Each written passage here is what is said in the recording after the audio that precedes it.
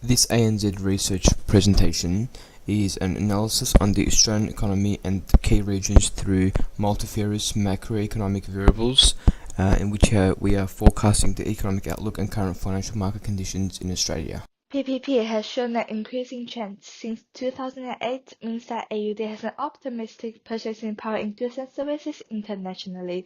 PPP is associated with inflation rate. Inflation rate in Australia is lower than in the US, meaning that prices are high in the US, leading to AUD being undervalued. As Australia's interest rate is lower than the US's interest rate, according to intertemporal model, current consumption would be lower than the future consumption. This means Australia can lease as much as its domestic saving as it wants to the US at a price greater than the required by its domestic savers, and a return greater than the margin return on domestic investment. As a result, the level of the domestic investment of decreased and the domestic saving increased. AUD is a floating currency and we assume perfect capital mobility.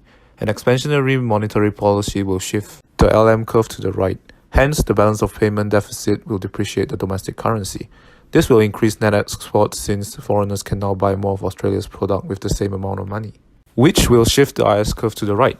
The final equilibrium is reached at point E2, where at the same interest rate, production has increased greatly. Monetary policy works perfectly for Australia under this model.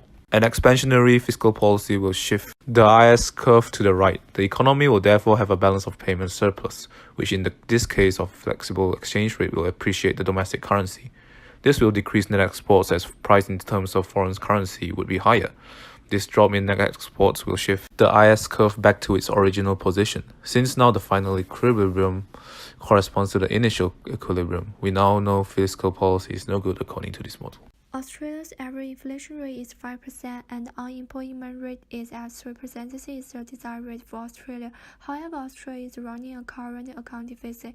According to the Swan diagram, Australia would sit on the internal balance but not on the external balance, because internal balance is relatively inelastic and external balance is relatively elastic. An increase in nominal exchange rate, which increases the production and reduces spending on tradables, would restore external balance. The economic outlook shows us that Australia still has room for growth in household spending, which would benefit the overall GDP and the consumption growth. RBA should target an inflation rate of 2 to 3%. On behalf of the ANZ research team, we would like to thank the audience for their time.